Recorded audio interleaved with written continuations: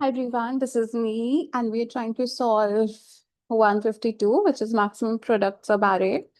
The question says that we're given an integer array with the reference nums. We have to find a subarray that has the largest product and return the product. And the question says that the test cases are generated in such a way that the answer will fit a 32-bit integer. So we don't have to worry about integer overflow here.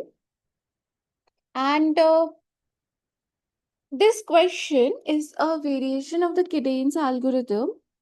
So in Kadane's algorithm, we basically had a maximum sum subarray. Here we have a maximum product. So,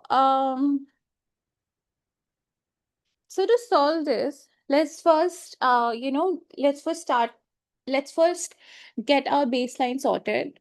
So let's have two variables called peak, and we are going to set the baseline as nums of 0. Let's have another variable called dip, which we again initialize to nums of 0. And then we have this overall, result, which is again nums of 0 initially. And in the end, our result is a record book, overall record book. So we're going to return result, which basically means the maximum product seen thus far. Now we are going to loop through array elements one by one, starting index 1. So let's start with it.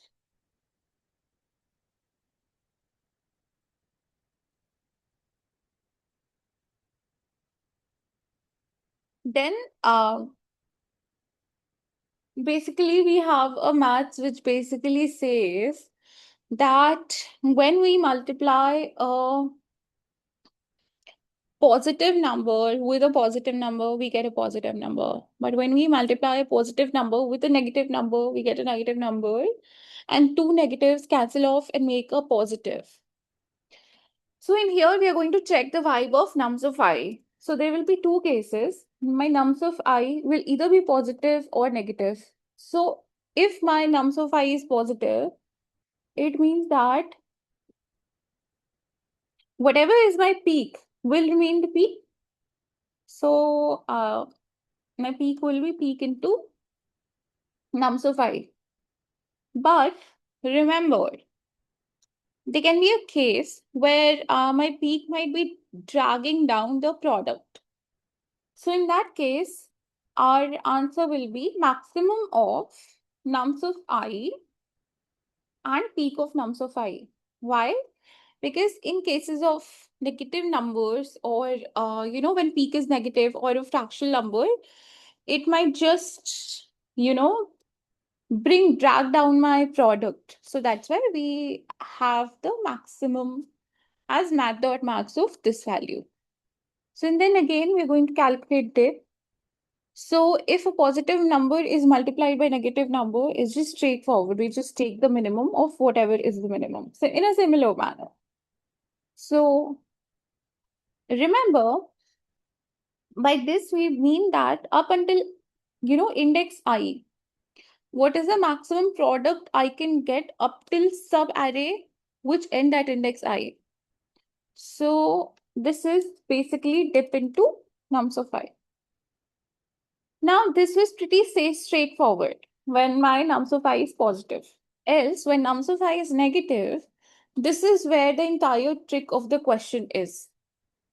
So we know that from math that a negative number multiplied by a negative number makes a number positive, which means that my lowest or my worst case scenario has the possibility or has the potential to become my best case scenario. So that is why we're going to have a variable temp and let's store maximum value in it, which is like the peak. And now our peak is going to be math.max of, let's copy paste this. So now my peak will be max dip into terms of I. Since this is a negative number, these are going to cancel each other and make it a positive. And then again, we are going to calculate dip, which will be peak into names of I. Why? The reason is that our any positive number multiplied by a negative number will be negative, right? So that's why. This is where my peak becomes dip and my dip becomes the peak. And then we always check if this number is dragging us down, we'll just take the maximum of and or minimum of these two values. And for every iteration, we're going to have we're going to check if our local maximum is greater than a global maximum, and then we're going to update it. So our local maximum is P and a global maximum result, we are always going to take the maximum of these. So this is how the code looks like. And let's submit it. So the time complexity of this is big O of n, where n, because we iterate this from 1 till nums dot len minus 1. That's why. And the space complexity is big O of 1 because we do not have a data structure like array or a dynamic data structure with scale with the size of the input. We just have few primitives that store the local peak, dip, and the global minimum, global maximum. Yeah. So yeah, this is it from my end. Thanks for watching. Bye.